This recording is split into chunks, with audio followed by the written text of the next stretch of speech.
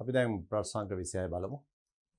වාතයේ පරිමාණුව 120ක් oxygen 180ක් nitrogen. එතකොට මේ පරිමාණුපාතය 20යි 80යි. එතකොට අවගාඩ්‍රෝගේ නියමය අනුව මේ වායු මිශ්‍රණයේ ඔක්සිජන් සහ නයිට්‍රජන් වායු පිරිමණයේ උෂ්ණත්ව සමානයි. එතකොට අවගාඩ්‍රෝ නියමයෙන් කියනවා එකම උෂ්ණත්ව හා එකම පීඩනයේදී සමාන පරිමාණ තුළ සමාන අණු සංඛ්‍යාව. අවගාඩ්‍රෝ නියමය එකම උෂ්ණත්ව හා එකම පීඩනයේදී සමාන පරිමාණ තුළ සමාන අණු සංඛ්‍යාව. පරිමාණ සමාන නම් අණු සංඛ්‍යාව සමානයි. පරිමාණ සමාන නම් මෝල් සංඛ්‍යාව සමානයි. පරිමාණ දෙගුණයක් නම් මෝල් සංඛ්‍යාව දෙගුණයක්. පරිමාව 4 ගුණයක් නම් මෝල් සංඛ්‍යාව 4 ගුණයක්. පරිමාව එකක 20යි අනිත් එක 80යි. එමනම් මේකේ 20 මෝල් සංඛ්‍යාව n නම් 80 මෝල් සංඛ්‍යාව ඒ වගේ 4 ගුණයක් 4යි n. මේ අනුව මෙතන පරිමාණ අනුපාතය හරියටම සමානයි මෝල් අනුපාතයට. සමාන පරිමාණ තුළ සමාන මෝල් සංඛ්‍යාව. පරිමාණ අනුපාතය එක සමාන නම් මෝල් අනුපාතයත් එක සමානයි. පරිමාණ අනුපාතය එකට 2 නම් මෝල් අනුපාතය එකට 2යි. එකට 4 නම් මෝල් අනුපාතයත් එකට 4යි. මේ අනුව පරිමාණ අනුපාතය මෝල් අනුපාතයට සමානයි. එසේනම් 20යි 80යි ගත්තොත් මුළු සමස්ත පරිමාණයෙන් 20ක්. ඒ කියන්නේ සමස්ත මෝල් ප්‍රමාණයෙන් 20ක් ඔක්සිජන්.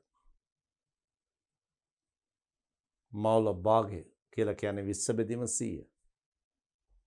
නයිට්‍රජන් මෝල් භාගය කියන්නේ 80 බෙදීම 100. මෝල් 100ක් ගත්තොත් ඔක්සිජන් මෝල් 20ක්. එතකොට 20 බෙදීම 100. එයාගේ මෝල් භාගය ඔක්සිජන් මෝල් භාගය 0.2යි. XO2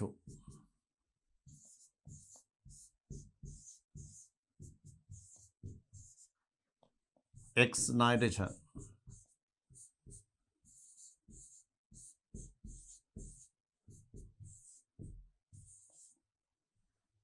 මේ තමයි මෝල් භාග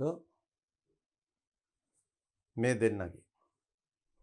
මේ අනුව මේ 20 බෙදීම 100 80 බෙදීම 100 අපි මේ දෙන්නගෙම එක මෝලයක් සලකමු. එක මෝලයක් ගත්තොත් ඔක්සිජන් මෝල් ප්‍රමාණය 0.2යි අනිකාගේ මෝල් ප්‍රමාණය 0.8යි. මේ නිසා අපි වායු මිශ්‍රණයේ මෝලයක් සලකලා මෝලයක ස්කන්ධය ගමු. මේ මෝල් 100කනේ 20ක් තියෙන මෝල් භාගය එලසෙන්නේ. අපි එක මෝලයක් ගමු. එක මෝලයක් ගත්තොත් ඔක්සිජන් මෝල් 0.2යි නයිට්‍රජන් මෝල් 0.8යි. එනම් වායු මෝලයක ස්කන්ධයවත් මෞලික ස්කන්ධය ස්වභාවය මෙන්න මේ විදිහට. වායු මෝල් එකක් සමානයි ඔක්සිජන් මෝල් 0.2ක බාර 32න් වැඩි කරමු. නයිට්‍රජන් මෝල් 0.8ක ස්කන්ධය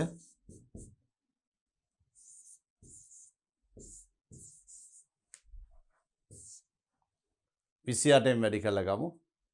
නයිට්‍රජන් මෝල් ප්‍රමාණය මේ අනුව මුළු ස්කන්ධය එනවා මෙතන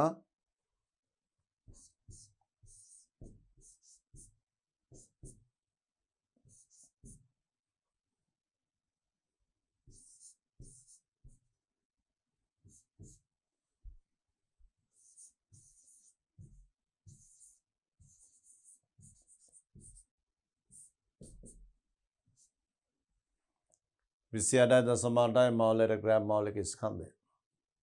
ළමයි අපෙන් අහන්නේ මේ වායුවේ ඝනත්වය.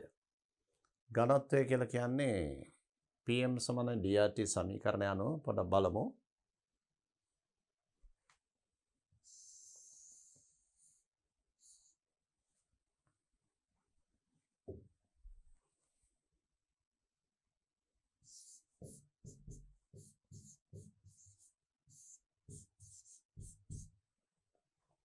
PM සමාන DRT.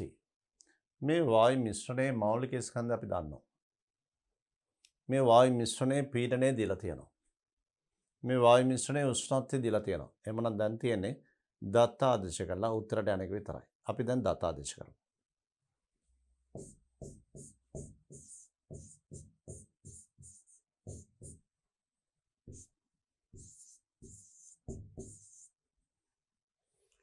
මෞලික ස්කන්ධ තියෙන මෞලයට ග්‍රෑම් වලින් මේක මෞලයට ග්‍රෑම් වලින් දත්ත ලියන්නත් පුළුවන් මෞලයට කිලෝග්‍රෑම් කරන්නත් පුළුවන්. අපි SI ඒකකවලට පරිවර්තනය කරමු.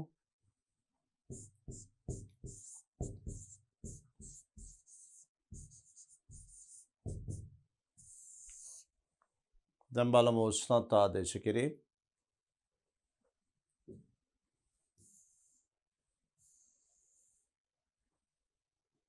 උෂ්ණත්වය සෙන්ටිග්‍රේඩ් අංශක 27 තියෙන්නේ. ඒ කියන්නේ කෙල්වින් 300යි.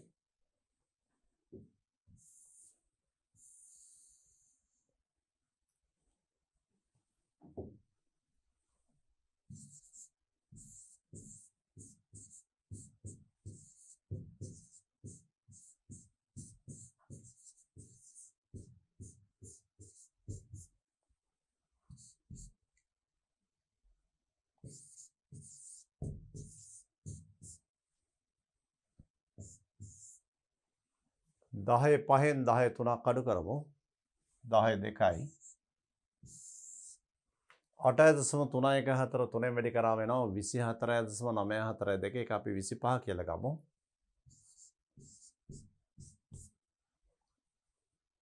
අංක 3 8.314 වැඩි කරාම 24.942 ආවේ. ඒක 25 කියලා ගත්තා. මේ අංක 3 වැඩි කිරීම 100.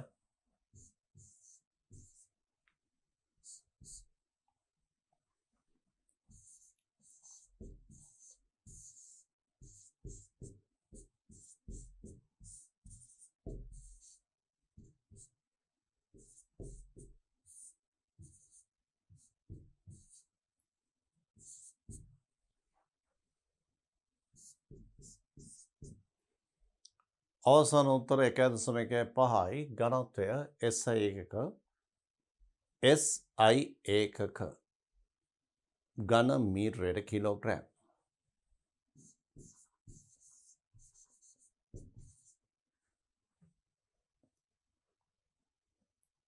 SI එකක වලින් ඝන මීටර කිලෝග්‍රෑම් වලින් එනවා. බලමු මේකේ දීපු උත්තරේ මොන විදිහට තියෙන්නේ කියලා.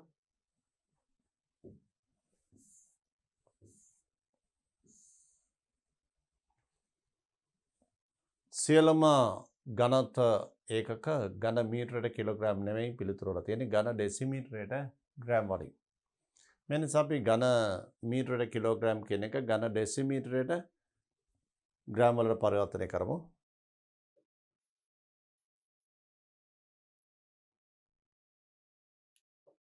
දැන් බලමු සුළු කිරීම.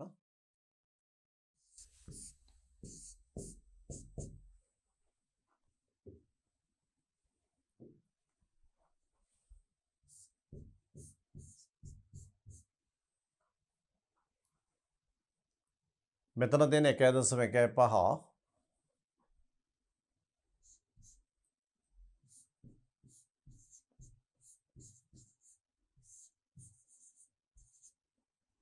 කිලෝග්‍රෑම් බෙදීම ඝන මීටර.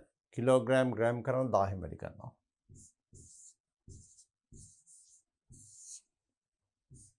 ඝන මීටර එක කියන එක ඝන ඩෙසිමීටර කරන් 10 වැඩි කරනවා. මේ 10 මේ 10 කැපලා ගියාම උත්තරේ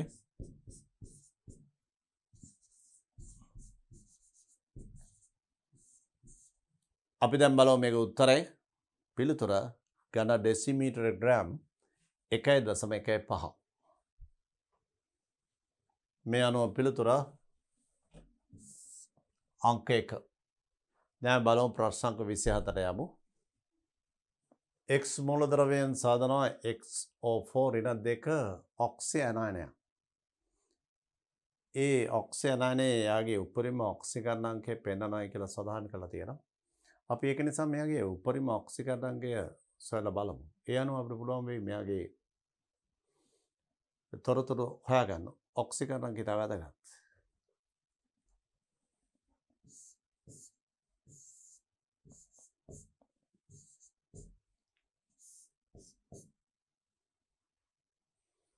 X වල ඔක්සිකරණාංකය අපි X වල ඔක්සිකරණාංකය සිම්පල් A කියලා ගමු. O වල ඔක්සිකරණ අපි දන්නවා O වල ඔක්සිකරණාංකය ඍණ 2යි. මේ අනුව x වල ඔක්සිකරණාංකය a. O වල ඔක්සිකරණාංකය ඍණ 2යි. O4 ඍණ 2 4ක් ඍණ 8යි. ඔක්සිකරණාංක වල එකතුව මේ ආරෝපණයට සමානයි. මේ අනුව a වලගේ ධන 6ක් වෙනවා. ළමයිනේ මේ වගේ ඔක්සියනායන සාධනයේ බොහෝ විට D ගණුවේ මූලද්‍රව්‍ය ඔබ දන්නවා ස්කැන්ඩියම් D ගණුව පටන් ගන්න 3D ශ්‍රේණී ස්කැන්ඩියම් වලින් ස්කැන්ඩියම් වල ඔක්සිකරණාංකය ධන 3යි උපරිම පරමාණු ක්‍රමාංක 21යි 21කින් උපරිම වශයෙන් ඉලෙක්ට්‍රෝන 3යි ඉවත් වෙන්න පුළුවන් උච්ච වායු විඤ්ඤාසයක් ලබා ගැනීමට ස්කැන්ඩියම් ඔක්සිකරණාංකය ධන 3 ටයිටේනියම් ධන 4 වැනීඩියම් ධන 5 ක්‍රෝමියම් ධන 6 මැංගනස් ධන 7 මේ නිසා මේ දත්ත අනුව අපිට පේනවා මේ අණුව X කියන මූලද්‍රව්‍ය ක්‍රෝමියම් විය යුතුයි. බලමු D ගණුවේ මූලද්‍රව්‍යයේ ඔක්සිකරණ අවස්ථා. මේ බලන්න. D ගණුවේ ස්කැන්ඩියම් උපරිම ධන 3, ටයිටේනියම් ධන 4, වැනීඩියම් ධන 5, ක්‍රෝමියම් ධන 6, මැංගනස් ධන 7.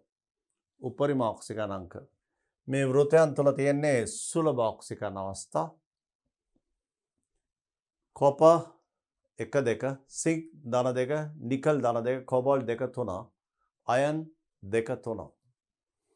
ඔක්සිකරණ අවස්ථා කීපයක් තියෙන සුලභ මැංගනස්, ඒ වගේම ක්‍රෝමියම්. මේ අනුව අපිට පේනවා ක්‍රෝමියම් වල ඔක්සිකරණාංකය උපරිම ධන 6. මේ අනුව අර ඔක්සියනයිනට ගැලපෙන්නේ ක්‍රෝමියම් බව තහවුරු වෙනවා. මේ අනුව ඔබට පිළිතුරු දෙන්න පුළුවන් මේ ඉතිරි දේවල් සොයාගෙන නැතුවත් දැනට පිළිතුර කරා අංක 3 යා හැකි. නමුත් ස්ථායි ඔක්සිකරණ අවස්ථාව X ස්ථායිම කැටයනේ. බලමු ක්‍රෝමියම් සාධන ස්ථායි කැටයනේ ක්‍රෝමියම් ධන 3. ක්‍රෝමියම් පරමාණු ක්‍රමාංක 24. ඒකේ ඉලෙක්ට්‍රොනික වින්‍යාසය 1s2 2s2 2p6 3s 3p මෙතන විශේෂ වින්‍යාසයක්. ඊගාට 4s පිරෙන්නේ 3d නෙවෙයි 4s පිරලා තමයි 3d පිරෙන්නේ. ඒතර 4s 2 3d 4 කියලා ලියන්නේ 4s 1 3d 5.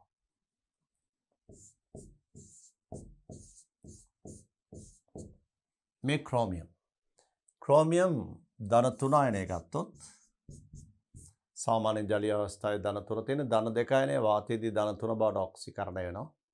ඒ නිසා වඩා ස්ථායනයේ ක්‍රෝමියම් ධන 3 ස්ථායි කැටයනේ ධන 3 අයනය හදන ඉලෙක්ට්‍රෝන 3ක් ඉවත් කරන්න ඕන. නෂ්ටයට ඈතින්ම තියෙන උපශක්ති මට්ටම තමයි ළමයි 4s. නෂ්ටය සිට ඈතට යන විට නෂ්ටය ළඟම 1s ඊට 2s 2p ඊට 3s 3p 3d ඊට ඈතින් තමයි තියෙන 4s. මේ නිසා ඉස්සෙල්ලාම ඉලෙක්ට්‍රෝන ඉවත් වෙන්නේ 4s වලින්. ඊගාට නෂ්ටයට ඈතින් තියෙන 3s ට වඩා 3p ඈතින් ඊට ඈතින් 3d. 3d වලින් තව ඉලෙක්ට්‍රෝන දෙකක් ඉවත් වෙනවා. මේ අනුව 3d වලින් දෙකක් ගියාම ඉතුරු වෙන්නේ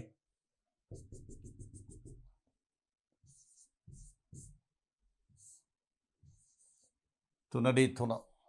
මේ අනුව X ස්ථායි කැටයනේ වියුග්ම ඉලෙක්ට්‍රෝන 3ක් ඇත.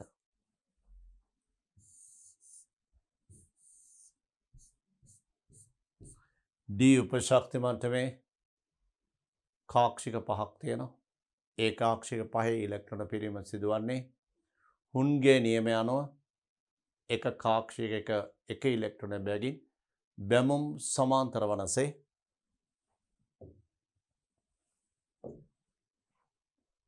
ඒ කියන්නේ මේ විදිහට වියුග්ම ඉලෙක්ට්‍රෝන 3ක් තියෙනවා. මේ අනුව මේ අවසාන කොටසේ මේ තොරතුරු ටික සොයා නොගත්තත් මේ පිළිතුර ක්‍රෝමියම් බව ඔක්සිකරණ අංක සැලකීමෙන් උපරිම ඔක්සිකරණ අංක සැලකීමෙන් නිගමනය කරන්න පුළුවන්. අපි බලමු ඊළඟ ප්‍රශ්නය. ළමයි ලවණ සේතුවක් සඳහා සාන්ද්‍ර පොටෑසියම් නයිට්‍රේට් ද්‍රාවණයක් යොදා ගන්නේ. ලවණ සේතුවකින් කරන කාර්යය මොකක්ද?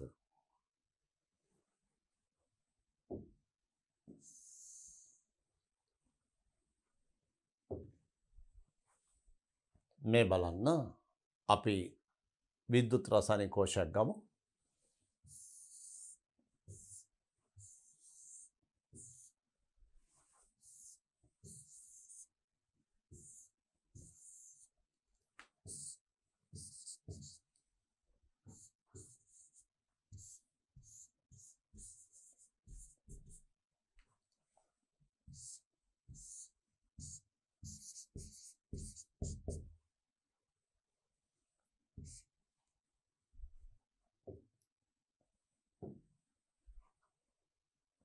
මේ විද්‍යුත් රසායනික කෝෂය අපි ලවණ සේතුවකින් සම්බන්ධ කරනවා.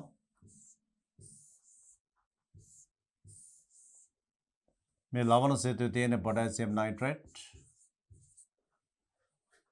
දැන් පොටෑසියම් නයිට්‍රේට් ලවණ සේතුවෙන් කරන කාර්යය තමයි මේ විද්‍යුත් රසායනික කෝෂය ක්‍රියාත්මක වීමේදී ඒ ඉලෙක්ට්‍රෝඩ වල සිදුවන රසායනික ක්‍රියාවන්හිදී ද්‍රාවණ විද්‍යුත් වශයෙන් උදාසීන කරන්නට ලක් කිරීමට මේ ලවණ සේතුවේ ඇති කැටයන සහ අනායන උදව් කරනවා. අපි බලමු මේ බාහිරව සන්නායක කම්බියකින් සම්බන්ධ කරපු අවස්ථාව. මේ සිංක් ඉලෙක්ට්‍රෝඩයේ සිට කොපර් ඉලෙක්ට්‍රෝඩය දක්වා බාහිර පරිපථයේ ඉලෙක්ට්‍රෝන ගලාගෙන යනවා. ලවණ සේතුව මුළු පරිපථය සම්බන්ධ කිරීම සඳහා වැදගත් වෙනවා. අභ්‍යන්තරව සම්බන්ධ කිරීම ලවණ සේතුවේ එක ප්‍රයෝජනයක් එක. පරිපථය සම්පූර්ණ කිරීමට ලවණ සේතුව උදව් කිරීම එක. දෙක ඒ ඉලෙක්ට්‍රෝඩ වල සිදුවන ක්‍රියාකාරකම් හිදී ද්‍රාවණ විද්‍යුත් වශයෙන් උදාසීන කිරීම. නිදසුනක් සිංක් අයන බවට පත් වෙනකොට ලෝහය දියවිවි ද්‍රාවණගත වෙනකොට සිංක් අයන සාන්ද්‍රණය ඉහළ යනවා.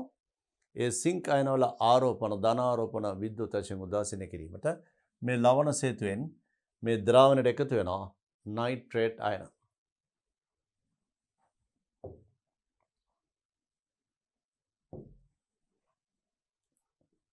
නයිට්‍රේට් අයන මේ ද්‍රාවණයට එකතු වෙනවා.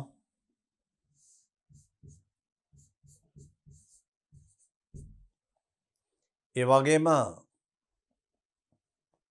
කොපර් කැතෝඩේ ද්‍රාවණයේ තියෙන කොපර් අයන මේක තැන්පත් වෙනවා. ද්‍රාවණයේ තියෙන කොපර් අයන තැන්පත් වුණාම ද්‍රාවණයේ විද්‍යුත් වශයෙන් උදාසීනතාව රැක ගැනීම සඳහා ද්‍රාවණයේ අඩුවන කියුප්‍රික් අයන ප්‍රමාණය ආරෝපණයට සමාන වූ ආරෝපණ ප්‍රමාණයක් ලවණ සේතුවෙන් ද්‍රාවණයට එකතු විය යුතුයි. ඒ සඳහා ද්‍රාවණයට එක් වෙනවා පොටෑසියම් අයන. මේ අනුව ලවණ සේතුවකින් කරන කාර්යයන් දෙකයි. එකක් පරිපථය සම්පූර්ණ කිරීමට. දෙවෙනි එක ඉලෙක්ට්‍රෝඩවල සිදුවන මේ රසායනික ක්‍රියාවන්හිදී ද්‍රාවණ විද්‍යුත් වශයෙන් උදාසීනව පවත්වාගෙන යාමට ලවණ සේතුවේ අයන වැදගත් වෙනවා. තුන්වෙනි කරුණ මේ ද්‍රාවණ දෙක එකට සම්බන්ධ කළොත් ලවණ සේතුවකින් හැර ද්‍රාවණ දෙකක් එකට සම්බන්ධ කිරීමේදී එතන ඇති වෙනවා විද්‍යුත් විභවාන්තර ද්‍රව සංධි විභවයක් කියලා අපි කියන්නේ. විභවයක් ඇති වෙනවා ද්‍රව සංධි විභවය. ඒ ද්‍රව සංධි විභවය නැති කිරීමට හෝ ද්‍රව සංධි විභවය අවම කිරීම මේ ලවණ සේතුවකින් කරන තවත් කාර්යයක්.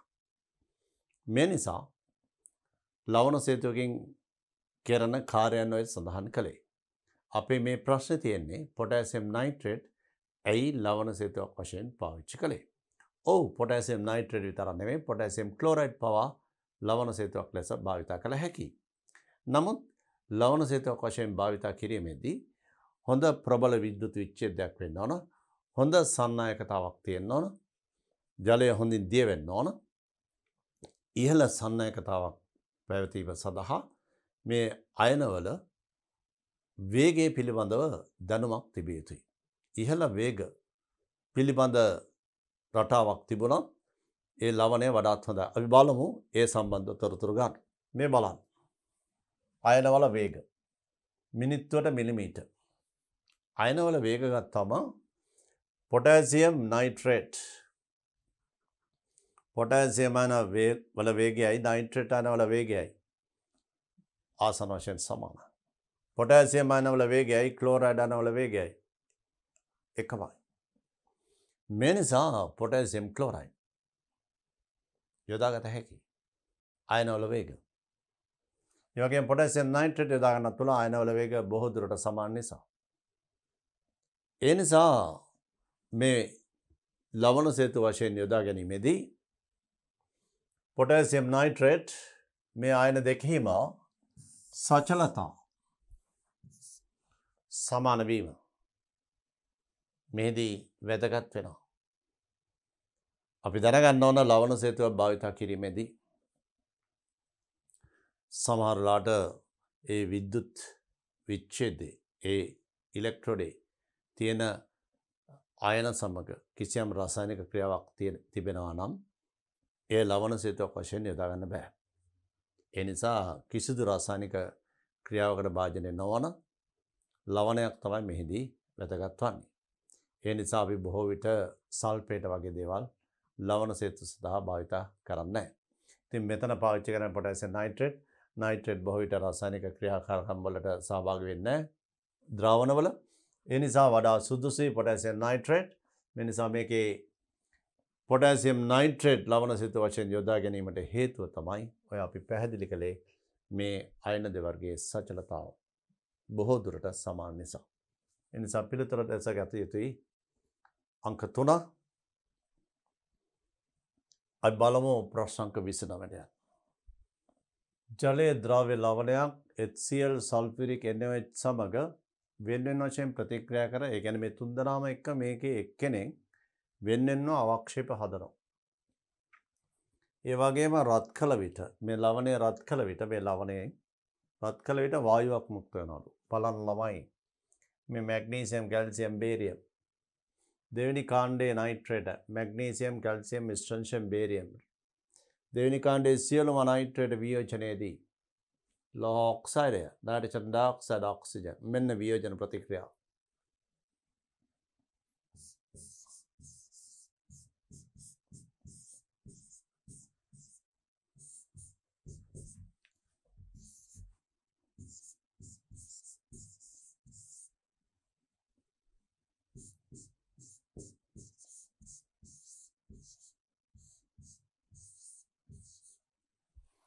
දෙවෙනි කාණ්ඩයේ සියලුම නයිට්‍රේට වියෝජන එක වගේ මැග්නීසියම් බේරියම් කැල්සියම් රතු දුඹුරු පාට වායුවක් සහ වර්ණ ඔක්සිජන් මේ ඝන සම්පලය.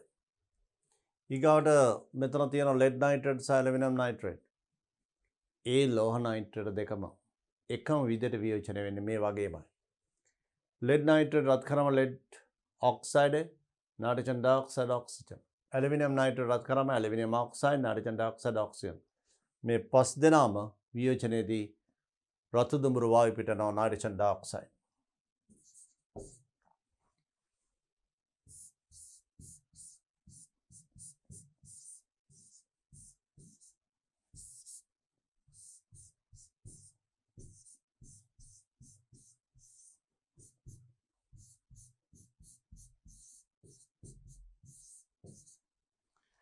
මේ බලන්න මේ නයිට්‍රේට පහම රත් කිරීමේදී තාප වියෝජන ලක්වීමෙන් වායු දෙකක් දෙනවා ඝන සාම්පල සාදමින්. රත් කළ විට වෙනත් සංයෝග සෑදන අතරම වායුවක් මුක්ත වේ. පිළිතුරු පහම ඊට ගැලපෙනවා. බලමු මේ සෑම ලවණයක්ම මේ HCl සල්ෆියරික් සෝඩියම් හයිඩ්‍රොක්සයිඩ් සමග ප්‍රතික්‍රියා කරලා මේ තුන්දෙනාම එක්ක ප්‍රතික්‍රියා කරලා කියලා තියෙනවා අවක්ෂේප සාදයි. බලමු ඒ අවක්ෂේප සාදන අවස්ථාව කෙසේද කියලා.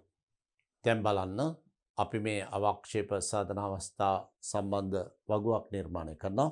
මැග්නීසියම් ලවණයකට HCl මේ හැම ලවණයකටම HCl දැම්මා. මැග්නීසියම් ක්ලෝරයිඩ් ද්‍රාවණයක්, බේරියම් ක්ලෝරයිඩ් ද්‍රාවණයක්, lead ක්ලෝරයිඩ් සුදු අවක්ෂේපයක්. lead ක්ලෝරයිඩ්, කැල්සියම් ක්ලෝරයිඩ් ද්‍රාවණයක්, ඇලුමිනියම් ක්ලෝරයිඩ් ද්‍රාවණයක්. මේ ලවණ වලට සල්ෆියරික් එකතු කිරීමේදී මැග්නීසියම් සල්ෆේට් ද්‍රාවණයක්, බේරියම් සල්ෆේට් සුදු අවක්ෂේපයක්,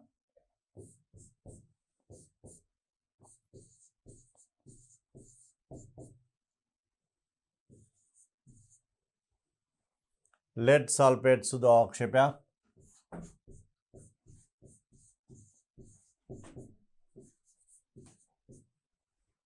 කැල්සියම් සල්ෆේට් සහ ඇලුමිනියම් සල්ෆේට් කියන්නේ ජලීය ද්‍රාවණ.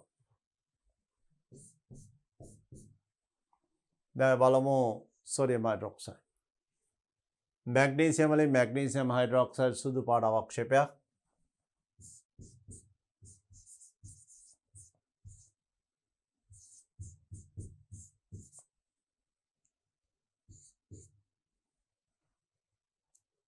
बेरियम हाइड्रोक्साइड जलीय द्रावण, लेड हाइड्रोक्साइड क्या सुदु आवक्षेप,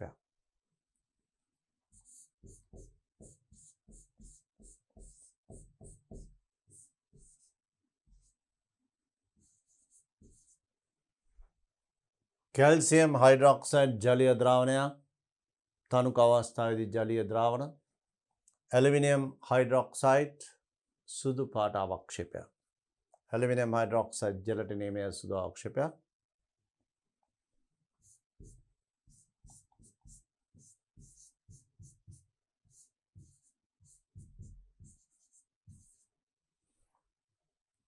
මේ අනුව අවස්ථා තුනේදීම අවක්ෂේපයක් දෙන්නේ ලෙඩ් ලවණය. පේන නේද? වගුව මේ අනුව මේ ප්‍රශ්නේ පිළිතුර මේ අනුව ඔබට පේනවා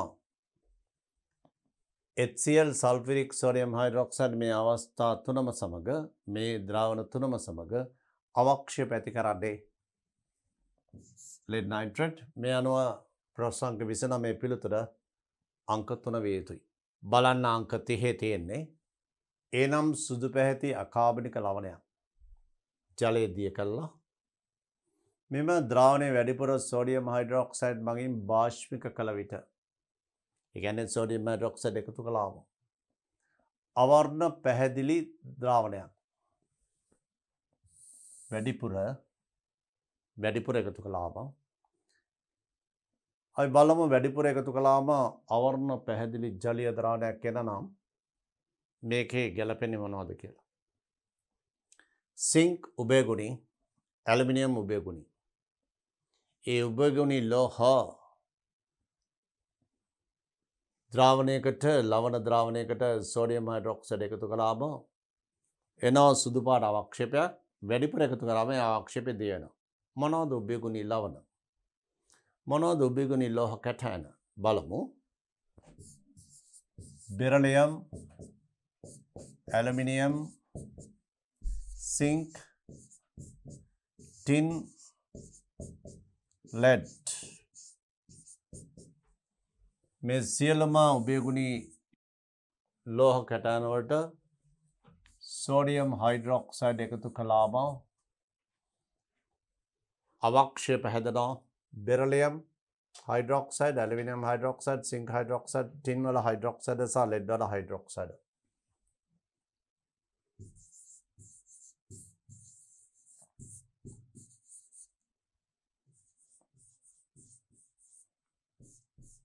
हाइड्रोक्साइड अवक्षेप वेना, lead hydroxide, stannous hydroxide, aluminium hydroxide आदि वशेन सियल्लम अवक्षेप वेना हाइड्रोक्साइड लेस. වැඩිපුර ශාර එකතු කරොත් මේ සියල්ලම දිය වෙනවා.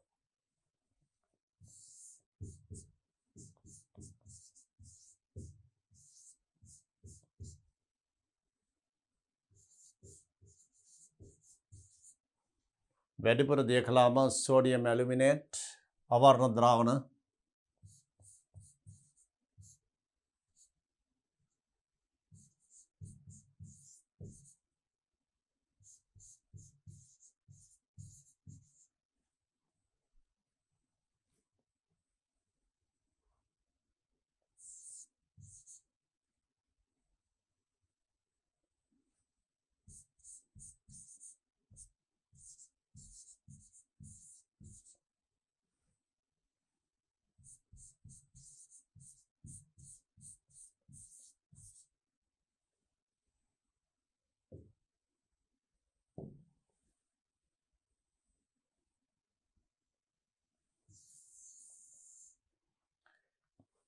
ඒ ලවන සියල්ලම අවර්ණ ජලීය ද්‍රාවණ.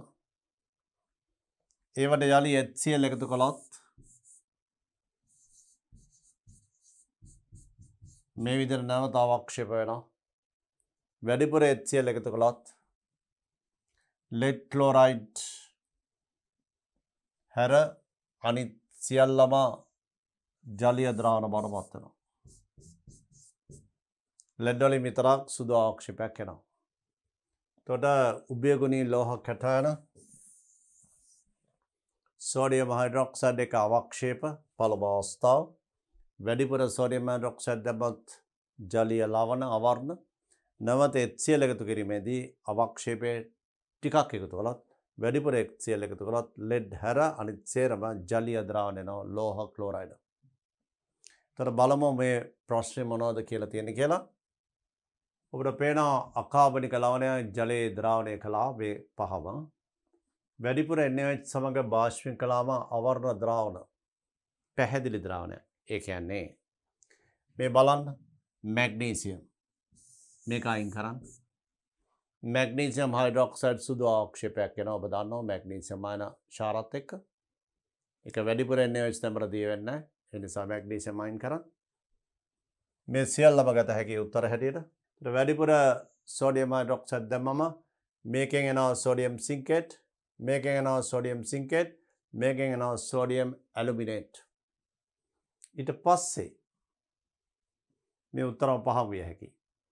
ඊට පස්සේ මෙම ද්‍රාවණයෙන් කොටසක්, ඒ කියන්නේ ආරම්භක ද්‍රාවණය, මේ ද්‍රාවණයෙන් කොටසක් H2S සමග පිරියම් කරාම සුදු පැහැති අවක්ෂේපයක් ළමයි ශාරීය මාධ්‍යදී H2S එක්ක අවක්ෂේප සාධන්නේ කැටයන විශ්ලේෂණී කාණ්ඩ 4 ශාරීය මාධ්‍යදී H2S එක්ක සුදු පාට අවක්ෂේපයක් සාධන්නේ සිංක් පමණයි.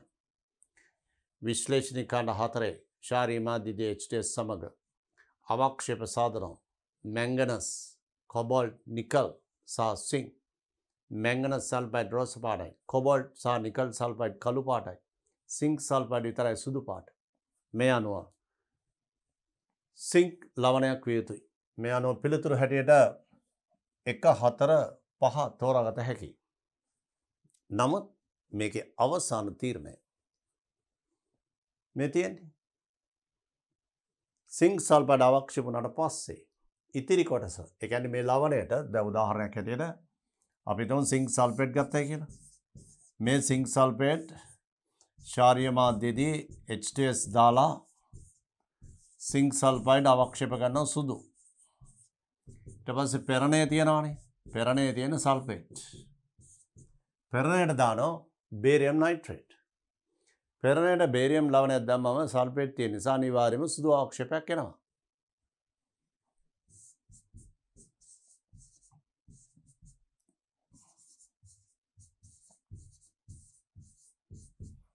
එය බේරියම් සල්ෆේට් සුදු අවක්ෂේපය.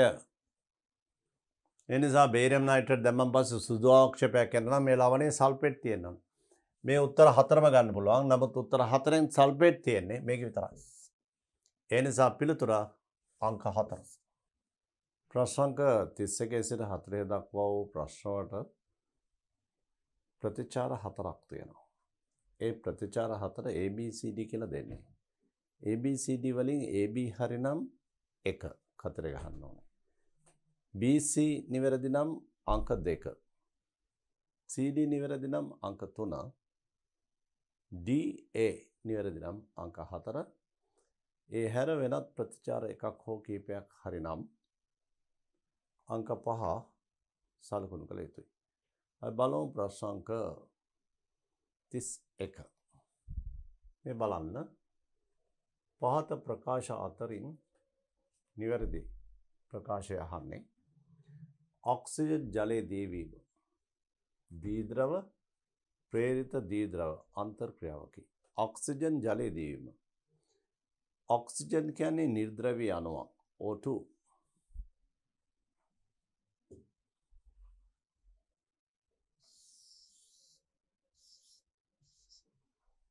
ඔක්සිජන් වල තියෙන සමමිතික ඉලෙක්ට්‍රෝන වලාවක්. ඒ නිසා එතන තියෙන්නේ හදිසියෙම ඉලෙක්ට්‍රෝනලා විකෘති වෙලා ප්‍රේරිත දී ද්‍රව. ධන ඩෙල්ටා ඍණ ඩෙල්ටා. ජලාණුව ගත්තොත් කෝනිකයි.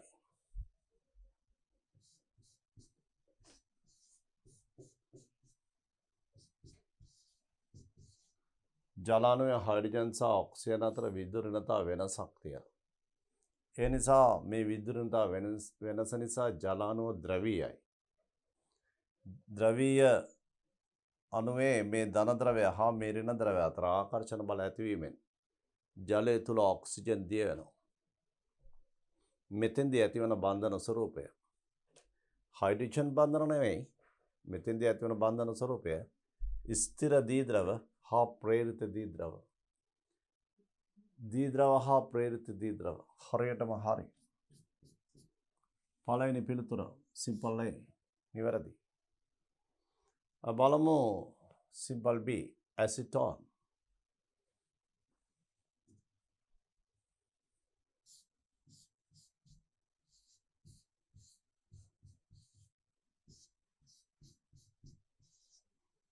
ඇසිටෝන් වල කාබන්ට වඩා ඔක්සිජන් විදුරණයි.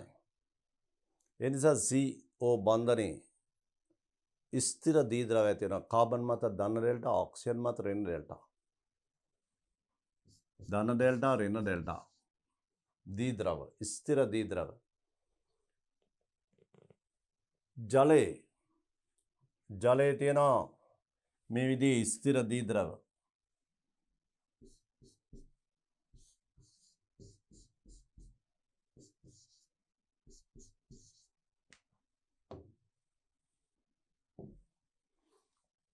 ජලාණුවේ ධන ද්‍රවයයි ඇසිටෝන් වල ඍණ ද්‍රවය අතර ඇති වෙන දී ද්‍රව ආකර්ෂණ බල. ඒ දී ද්‍රව ආකර්ෂණ බලයේ ධන ද්‍රවය H. ඒ නිසා ඒ දී ද්‍රව ආකර්ෂණ බලයේ විශේෂිත නමක් දෙනවා. ධන ද්‍රවය H නිසා හයිඩ්‍රජන් බන්ධන.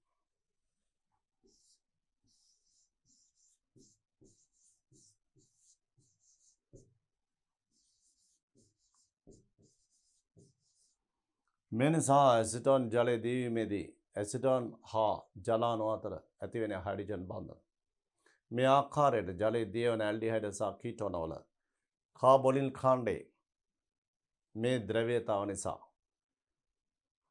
කුඩා අණුක භාර ඇති ඇල්ඩිහයිඩ් සහ කීටෝන ජලයේ දීවීමේදී ඇතිවන්නේ හයිඩ්‍රජන් බන්ධන.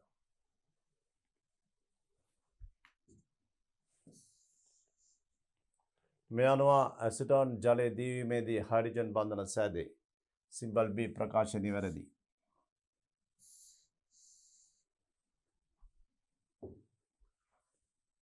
සිම්පල් B ප්‍රකාශය නිවැරදි. සිම්පල් C ජලීය සෝඩියම් ක්ලෝරයිඩ් ද්‍රාවණයක් සලකුව විට අයන දී ද්‍රව ආකර්ෂණ හා අයනික බන්ධන පවතී.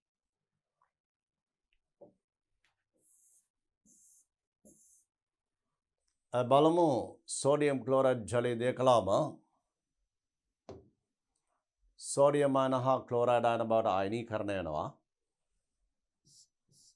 මේ සෝඩියම් අයන සහ ක්ලෝරයිඩ් අයන ජලාණුවේ ඇති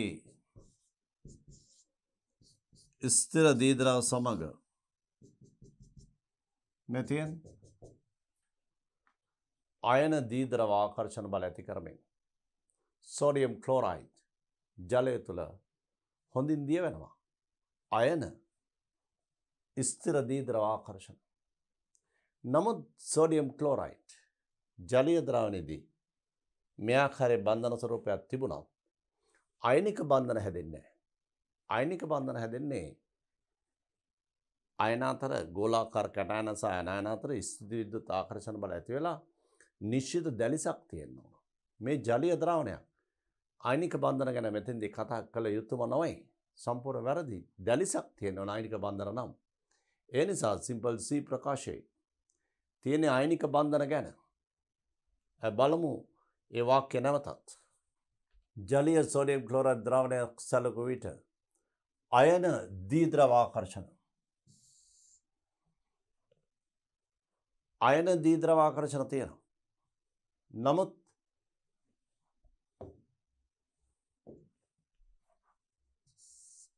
අයනික බන්ධන පවතී කියන කතාව සම්පූර්ණයෙන්ම සාවද්‍යයි.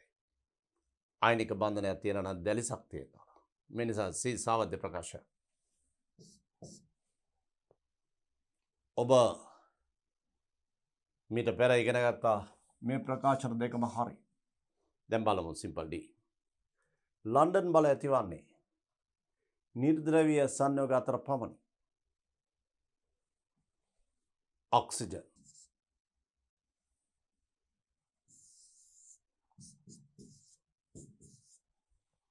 ඔක්සිජන් නිර්ද්‍රවීය ප්‍රභේදයක්. නිර්ද්‍රවීය අණුව. ඒකේ මේ වගේ ප්‍රේරිත දීද්‍රව ඇති වෙනවා. තවත් ඔක්සිජන් අණුව. ඒ ආකාරයෙන්ම ප්‍රේරිත දීද්‍රව. මේ අතර ඇති වෙන තවත් දුර්වල ආකර්ෂණ බල. අපි කියනවා ලන්ඩන් බල. අපකිරණ බල. ඒ විතරක් නෙමෙයි. දීද්‍රව තියෙන ඕනම අණු දෙකක් ලම් වෙන විට පරමාණුන්ගේ ඉලෙක්ට්‍රෝන වල අතර විකර්ෂණ ඇතිවීමෙන් ඒවයි ස්ථිර වශයෙන් ඇති වෙනවා. ඉලෙක්ට්‍රෝන වල එකිනෙක විකර්ෂණය වීම නිසා සුළු වශයෙන් ආරෝපණ බෙදීම් ඇති වෙලා මේ ආකාරයේ ප්‍රේරිත දීද්‍රව නිදර්ශනක් හැටියට ජලාණු දෙකක් ගත්තොත්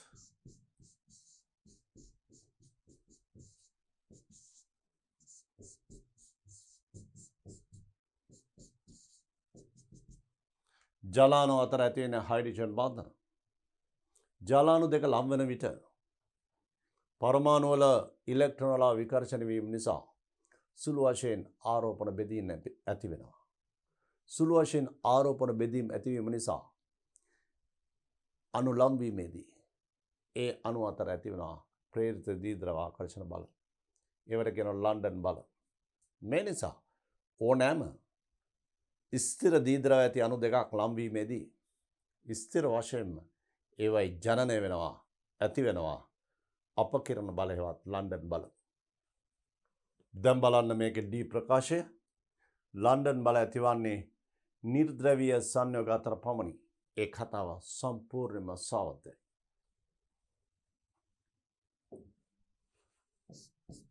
මේ අනුව 31 ප්‍රශ්නේ පිළිතුර A සහ B විතරයි.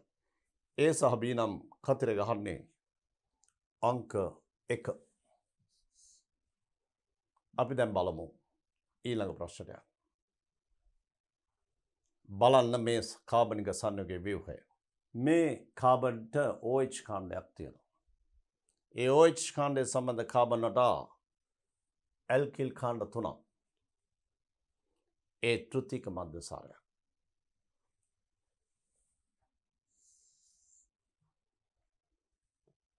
මෙතන තියෙන කාබන් කාබන් ත්‍රිත්ව බන්ධනයේ H එකක්. ඒ H එක සුවිශේෂයි. ඒක ආම්ලික හයිඩ්‍රජන් කියලා කියන්නේ. ඊට අමතරව තියෙන ත්‍රිත්ව බන්ධනයක්. අපි බලමු සිම්පල් A ප්‍රකාශය මොකද්ද කියන්නේ කියලා. ආම්ලික පොටෑසියම් ඩයික්‍රොමේට් ආම්ලික පොටෑසියම් ඩයික්‍රොමේට් ද්‍රාවණයක් සමග පිරියම් කළ විට කොළ පැහැති වර්ණයක් ලබා දෙයි. ලවණි.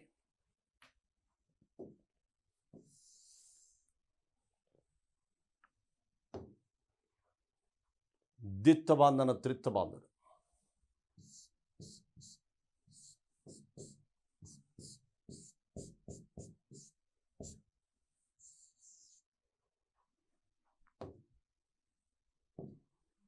ද්විත්ව බන්ධන හා ත්‍රිත්ව බන්ධන තියෙන ප්‍රභේදයකට අරමැටික වලයක් හැර බෙන්සින් වලයක් හැර බෙන්සින් වලේ ද්විත්ව බන්ධන ස්වරූපය නෙමෙයි සාමාන්‍ය දාමයක ද්විත්ව බන්ධන හෝ ත්‍රිත්ව බන්ධන තියෙන වෙලාවක ඊට ඔක්සි කාරකයක් එකතු කළොත් ආම්ලික පොටෑසියම් පර්මැංගනේට් ආම්ලික පොටෑසියම් ඩයික්‍රොමේට් මේ ද්විත්ව බන්ධනයේ ගාවින් කැඩෙනවා. කැඩලා මේක ඔක්සි කර්ණ ඵල බවට පත් වෙනවා. ඒ සම්බන්ධ රසායනික ප්‍රතික්‍රියා අපි මේ පන්තිදී ඉගෙන ගන්නෑ. නමුත් ද්විත්ව බන්ධන හා ත්‍රිත්ව බන්ධන ඇති සාමාන්‍ය දාමයක ආම්ලික ඩයික්‍රොමේට් හෝ ආම්ලික පොටෑසියම් පර්මැංගනේට් වැනි ප්‍රබල ඔක්සිකාරකයක් මේ හා සමග ප්‍රතික්‍රියා කිරීමට සැලැස්සුවා. මේ ද්විත්ව බන්ධන හෝ ත්‍රිත්ව බන්ධන ස්ථාන වලින් කැඩිලා මේවා ඔක්සිකරණ ඵල බවට පත් වෙනවා. නමුත් මේ ප්‍රතික්‍රියා ගැන අපි මේ උසස් පෙළදී අධ්‍යයනය නොකළත් මේ ක්‍රියාවන් සිදුවීම නිසා නිරීක්ෂණ කවරක්ද කියන එක අපි දැන සිටිය යුතුයි.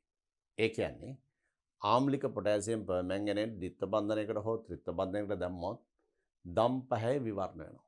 ඒ හේතුව ආම්ලික පර්මැංගනේට් ඔක්සිහරණය වෙනවා. මේක ඔක්සිකරණය වෙනවා වෙනත් කාබනික ඵල බවට. ඒ නිසා මේ ද්විත්ව බන්ධන හා ත්‍රිත්ව බන්ධන තියෙන ප්‍රභේදවලට ආම්ලික පොටෑසියම් පර්මැංගනේට් හෝ ආම්ලික පොටෑසියම් ඩයික්‍රොමේට් එකතු කළොත් අපි බලමු මොනවද වෙන්නේ කියලා.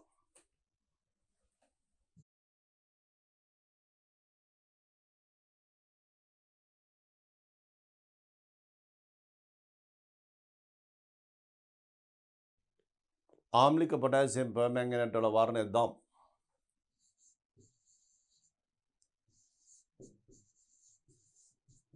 මේකේ වර්ණය තැඹිලි. මේ ඔක්සිකාරක ප්‍රතික්‍රියා වීමේදී මේවා ඔක්සිකරණය වෙනවා. මේ ඔක්සිකාරක ඔක්සිහරණය වෙනවා.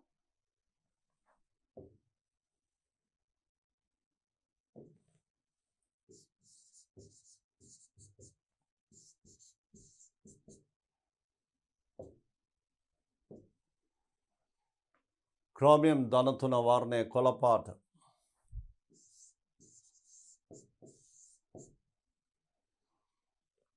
මැංගනස් ධන 2 ලා රෝස.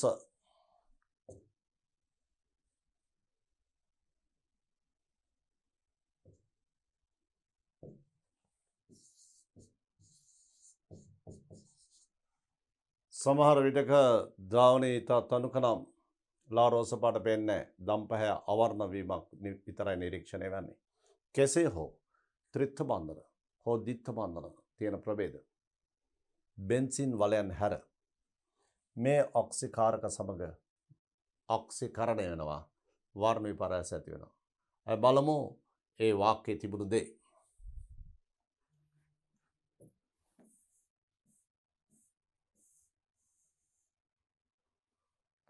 ආම්ලික පොටෑසියම් ඩයික්‍රොමේට් ද්‍රාවණයක් සමග පිරියම් කළ විට කොළ පැහැති ද්‍රාවණයක් ලබා දේ. හරියටම හරි මේ ත්‍රිත්ව බන්ධන ස්වරූපය නිසා. මේ ත්‍රිත්ව බන්ධන ස්වරූපය නිසා කොළ පැහැති ද්‍රාවණයක් ලබා දීම නිවැරදි. ඊගොඩ බලමු simple B. Ammonium silver nitrate සමග ප්‍රතික්‍රියා කර සුදු පැහැයක් ලබා නොදේ කියලා තියෙන්නේ.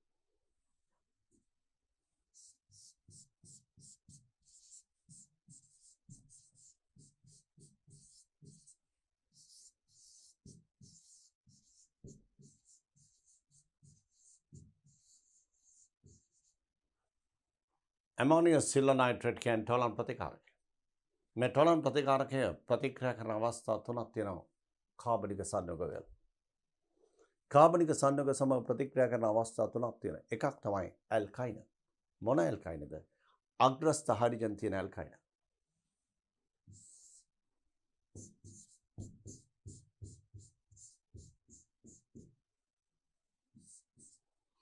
මේ තියෙන්නේ ත්‍රිත්ව බන්ධනයට සම්බන්ධ හයිඩ්‍රජන් වලට කියන අග්‍රස්ත හයිඩ්‍රජන්. ඒ අග්‍රස්ත හයිඩ්‍රජන් තියෙන ඇල්කයින වල හයිඩ්‍රජන් විස්ථාපනය වෙලා එතෙන්ට රිදී සම්බන්ධ වෙනවා.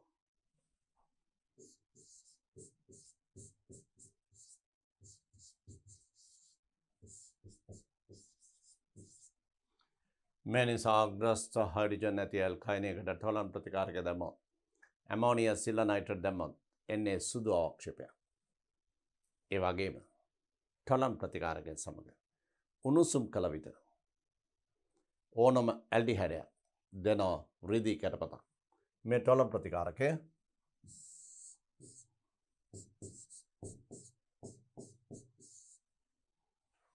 ඕනෑම ඇල්ඩිහයිඩයක් ඇලිෆැටික ඇරොමැටික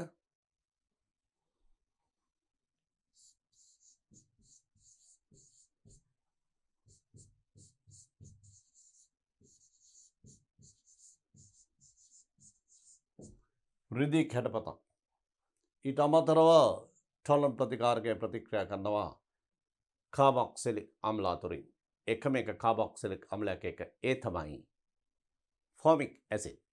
ෆෝමික් අම්ලයේ ව්‍යුහය බලමු.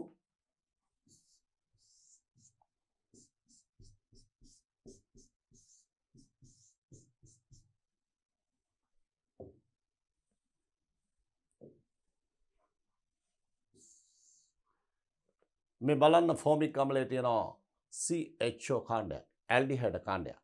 ඒ නිසා ෆෝමික් අම්ලයේ ටොලරන්ස් සමග ප්‍රතික්‍රියා වෙලා දෙනව රීදී කැටපතක්.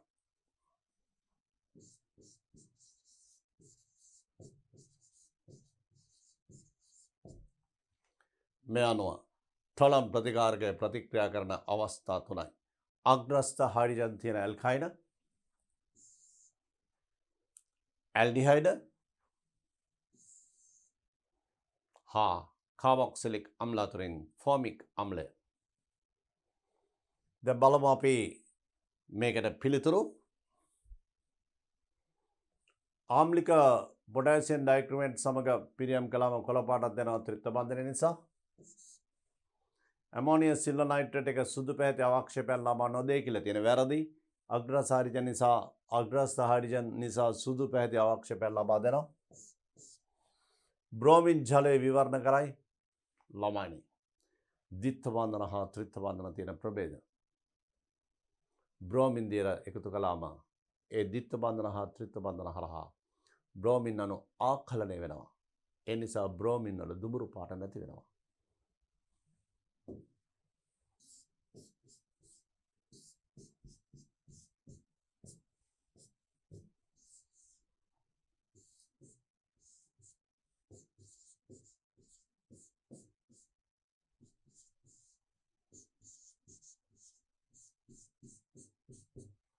Br2 ජලීය ද්‍රාවණයක් හෝ Br2 කාබන් ටෙට්‍රාක්ලෝරයිඩ් වල දිය කළා.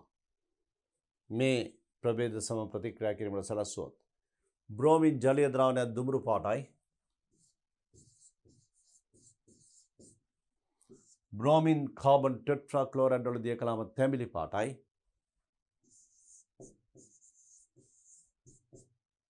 මේ දුඹුරු පාට හෝ තැඹිලි පාට නැති වෙලා යනවා, විවරණ වෙනවා. ඒ බ්‍රෝමින් අණු මේ ද්විත්ව බන්ධන හෝ ත්‍රිත්ව බන්ධන හරහා ආකලනය වන නිසා.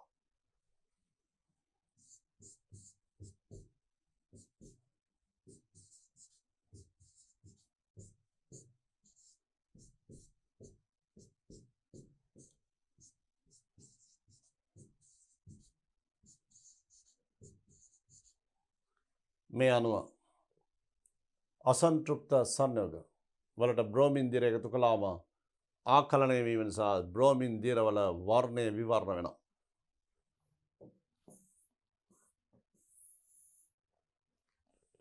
ඔබට පේනවා සිම්පල් C බ්‍රෝමින් ජලය විවරණ කරයි.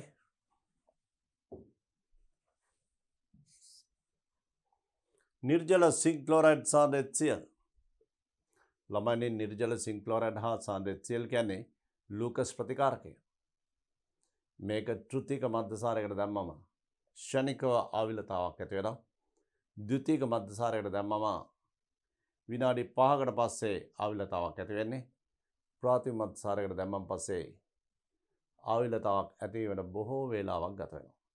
ඒ නිසා ලූකස් මගින් ප්‍රාථමික, ද්විතීක, තෘතික මධ්‍යසාර වෙන් කර හඳුනාගත හැකි.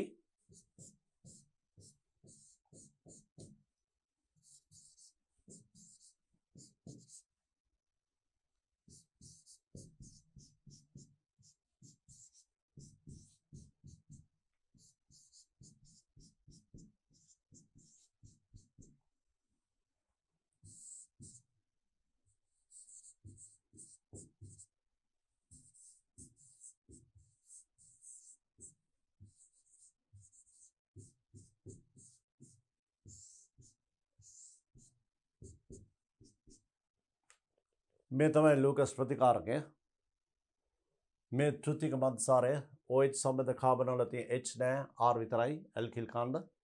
OH සම්බන්ධ කාබන වල තියෙන ඇල්කිල් කාණ්ඩ දෙකක් H එකයි. OH සම්බන්ධ කාබන වල H දෙකක් තියෙන එක ඇල්කිල් කාණ්ඩය තියෙන ප්‍රාථමික මධ්‍යසාර. තෘතික, ද්විතීක, ප්‍රාථමික. මේකට දැම්මම ෂණිකව ආවිලතාවක් ඇති වෙනවා. අපහැදිලිතාවක්. ඒ කියන්නේ අපහැදිලිතාවක් කියන්නේ මේකෙන් හැදෙන්නේ OH කාණ්ඩය ගැලවිලා ඒකට සම්බන්ධ වෙන Cl කාණ්ඩය නියුක්ලියෝෆිලික් ආදේශයක් වෙන්නේ ඇල්කයිල් හේලයිඩයක් හැදෙන ජලය අද්‍රව්‍යයි. ඒ නිසා ෂණික ආවිලතාවක් ඇති වෙනවා. ප්‍රතිකාරයක එකතු කරනත් එක්කම අපැහැදිලිතාවක් ස්තර වෙමීමක් ආවිලතාවක් ඇති වෙනවා කියලා අපි කියන්නේ. මේකෙන් ආවිලතාවක් ඇති වෙන විනාඩි 10ක් විතර යනවා.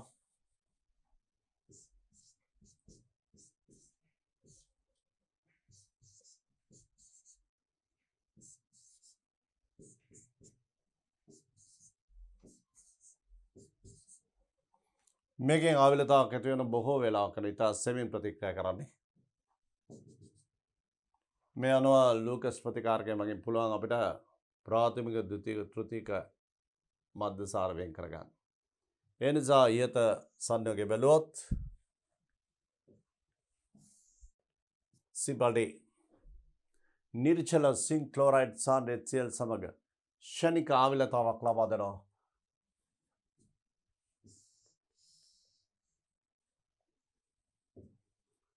ෂණික ආවිලතාවක් ලබා දෙනවා හේතුව මේ තෘතීක මධ්‍යසාරයක් නිසා.